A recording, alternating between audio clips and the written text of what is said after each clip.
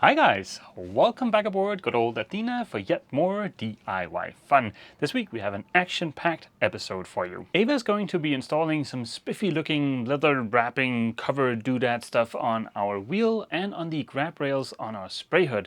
And I am going to be installing these spiffy looking grab rails up on the cabin top. Also, I have some splicing to do because I want to make a new preventer, and also we have that little bit of line we need to run to our Rodkicker. Let's get started. My name is Mess, this is my wife Ava. I've spent the last 5 years on a somewhat extensive refit of our 1987 Warrior 38 named Athena. That was a DIY fun-packed adventure complete with a very extensive osmosis treatment, building a new rudder using vacuum infusion, rebuilding the entire deck, gutting and subsequently rebuilding most of the interior, painting the top sides, and a ton of other projects. The summer of 2021 we started cruising full time. Now we're finally ready to begin our adventure. With the jerry can covers and the new enclosure, Athena's outside is starting to look really spiffy, but the one thing that is in dire need of attention is Athena's wheel. The leather is a little worn and tattered. We have a few rust spots. She is definitely in need of some love, so I think it's time to make her look just as good as the rest of Athena. We've been searching for a wheel cover in the color that we wanted, and also one that's nice quality. The wheel's gonna get a lot of wear and tear, so we wanted to make sure it was something that was gonna hold up.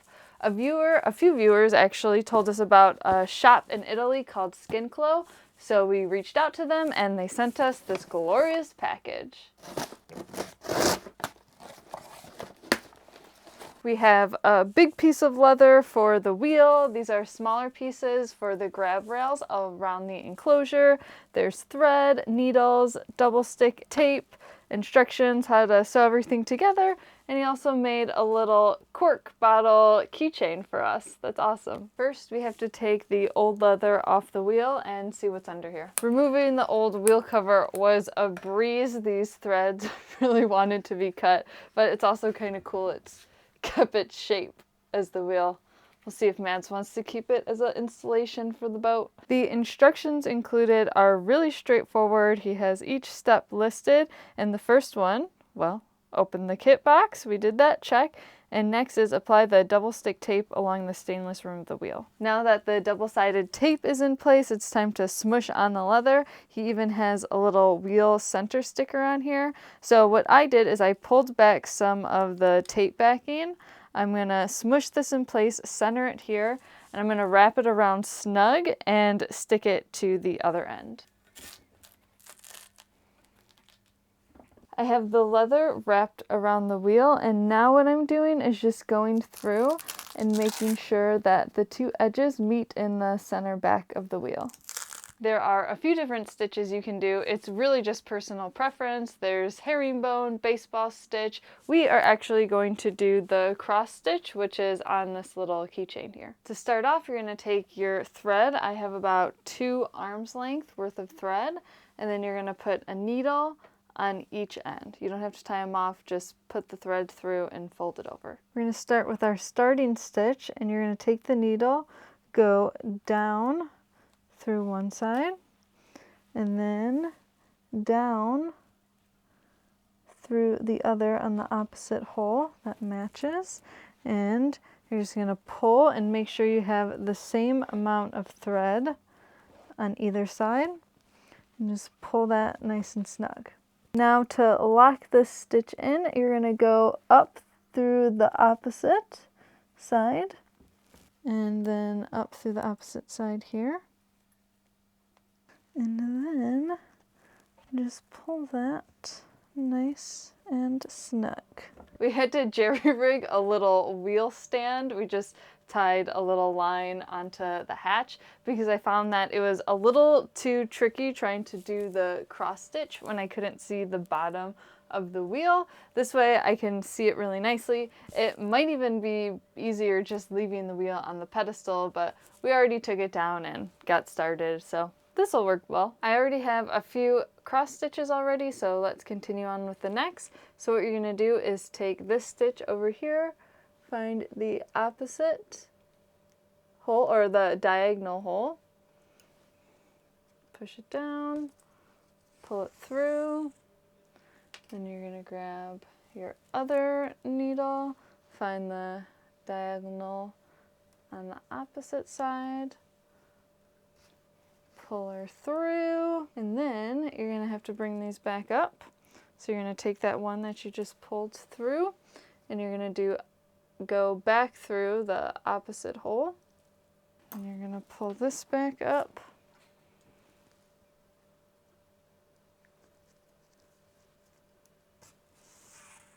And then pull it all nice and snug. This is going to take a while and potentially a few bloody fingertips, so cue turbo speed.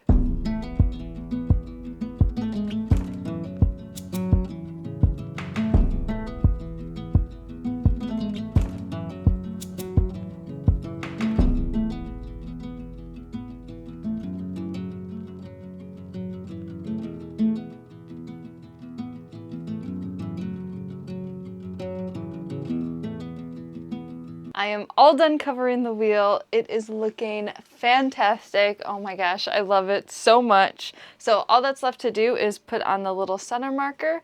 This little square piece is included in the kit, and we just have to sew it on over the center of the wheel. She is looking so nice. I'm really glad we decided to go with the cross stitch. It just looks beautiful. I love it, except it was very time consuming. This probably took me about 7 or 8 hours just to do the wheel alone. And we also have all the grab rails to do, so I think this is going to turn into a couples activity.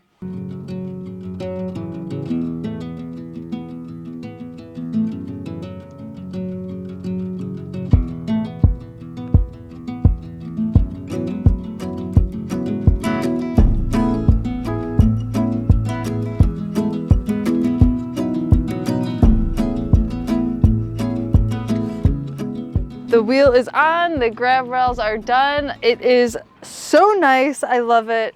It was definitely time consuming, but I think well worth it. This brown looks so nice with the blue enclosure. I love it. Next up on our to-do list are these grab rails. They're not going to get the fancy leather treatment, but I still think they'll look pretty dang spiffy. There are 4 of the long ones here for the cabin top, and then there are 2 smaller ones for the side of the fiberglass dodger. We're really turning up the bling level here aboard Athena this week. These things look pretty dang awesome, but it's not really for looks we're mounting them, it is for safety. When moving around here inside of the boat, there is plenty of stuff to grab onto to keep yourself safe. But right now, we don't have anything up on the cabin top to grab onto when we go forward, and that is a little bit unnerving. The only tricky part about installing the grab rails was making sure not to drill into the bent laminated teak beams down below. Using the port lights as a reference point, I marked their position with a bit of masking tape.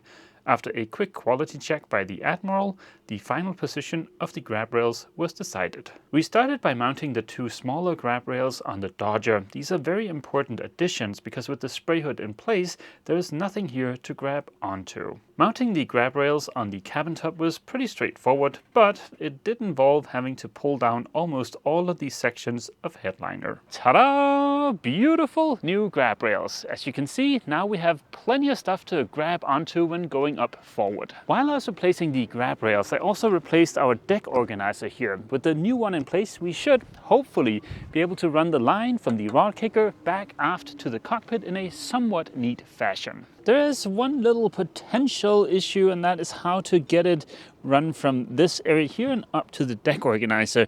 But let's worry about that once we have the new tackle all put together. Here are our 2 new blocks for the new tackle for the Rodkicker. This is a fiddle block. It's got 2 sheaves here, and this is a block with a becket. This is going to give us a little bit of mechanical advantage, and this becket here is where the beginning of our line is going to attach. This is roughly what the tackle is going to look like when it's all assembled. This gives us a mechanical advantage of 3-to-1. I believe the old tackle was 4-to-1, but this should be perfectly okay.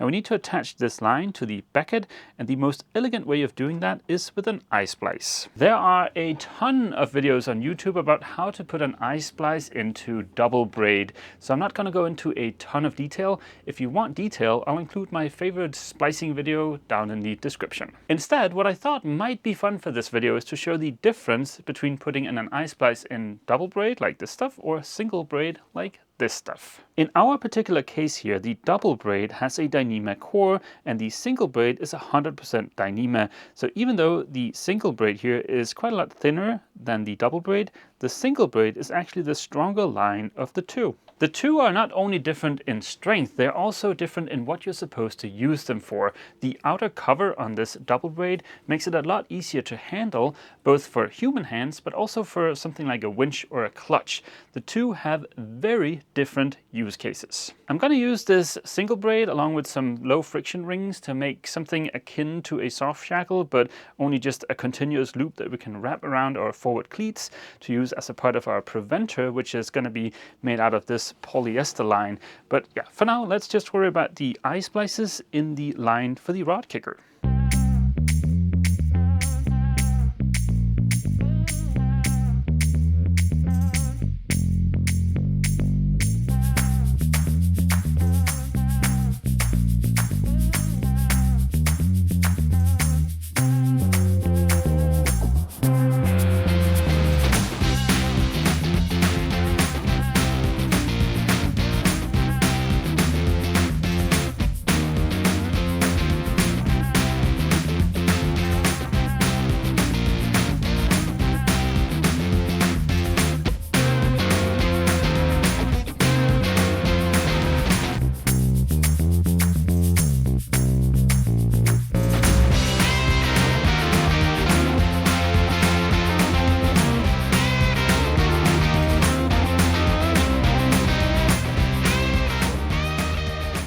And the tackle is done. Now, I am definitely not a professional at splicing. It took me about 20 minutes to do this iSplice. It's looking pretty spiffy, but if it's your first time doing an iSplice in double braid, don't get too frustrated with yourself if you're having trouble milking the cover back over. That's the final step in the process. That can be a little bit tricky. Just stick with it, and yeah, it's not that hard once you get the hang of it. After having removed the old tackle, now let's just get the new one in place, and let's cross our fingers. I think maybe the line is a little bit on the short side, but yeah, fingers crossed.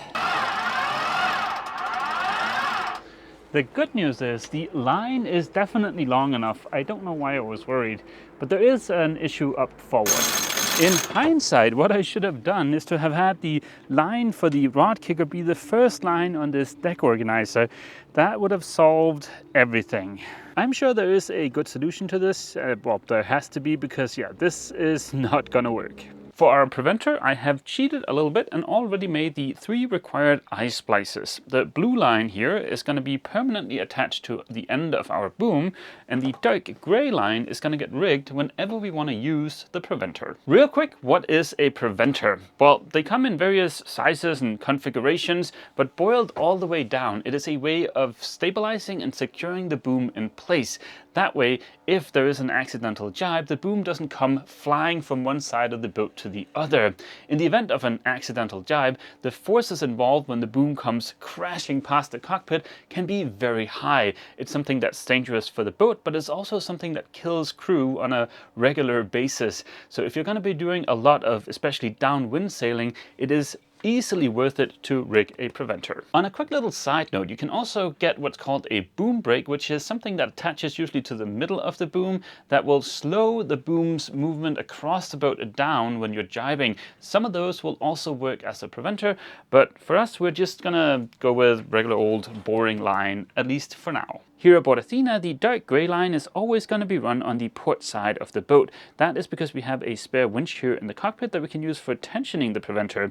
That's not strictly necessary. You can tension it by just tensioning the main sheet, but by having a winch here, we can slowly ease the preventer in case we need to. For us to always have the dark grey line on the port side of the boat, whenever we want to put the boom on the starboard side of the boat and have the preventer hooked up to it, we will have to just move the line up forward a little bit to clear the staysail. We can do that with something like a snatch block on the starboard side cleat up by the bow, Or we could use something like one of these, a low friction ring on a Dyneema loop. Making these kinds of doohickeys is super simple and super cheap, whether it is something simple as this loop with a low friction ring or the low friction ring kind of attached to a soft shackle here.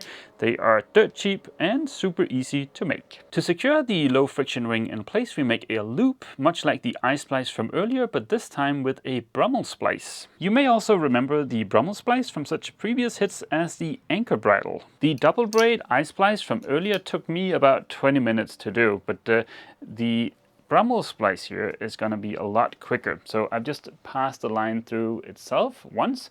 Now we're going to repeat that, but on the other line, so the hole is going to be on this guy. So there we go. And that is it. To turn this guy into a loop, it is just another Brummel splice, but this time we're going to be burring the ends.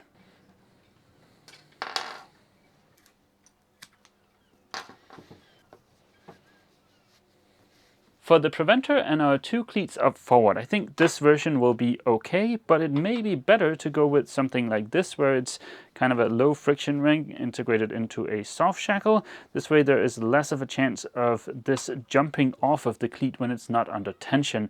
But I didn't have enough Dyneema to make two of these in the length I need, so yeah, I'll make some of these at some point. These three are all going to be permanently living on this dark gray line. So whenever we need to rig the preventer, they're just going to be right there, and it's just going to be a matter of popping them on and we're good to go. On the boom, I have a little piece of bungee cord here that's going to be holding the blue line in place whenever it is not needed. To rig the preventer, we just take the dark gray line, detach the blue one from the boom, attach it to the soft shackle. The final step is to attach our loop to the cleat. Now, of course, normally when we would need the preventer, there's not going to be a line on here, but yeah, this works. Now with the main sheet loose, we can push out the boom. With the main sheet tensioned and the preventer tensioned, the boom is now nice and held in place.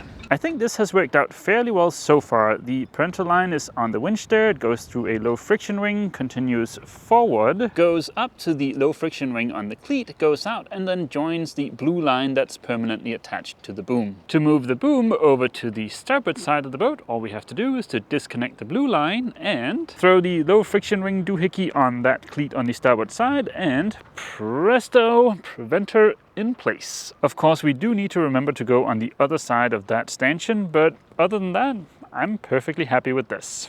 After this week, we can cross the preventer and a working Rodkicker off of the to-do list. Well, minus the little routing incident with the line for the Rodkicker, but I'll get that figured out. We're getting closer and closer to being ready to get underway. Next week, I'll be putting the finishing touches on our anchoring setup. I'll also be assembling a ditch bag, and I have a little bit of work to do in the shower. As you guys will see next week, right now we actually can't use the shower on the boat, and we certainly want to get that fixed before we start moving again.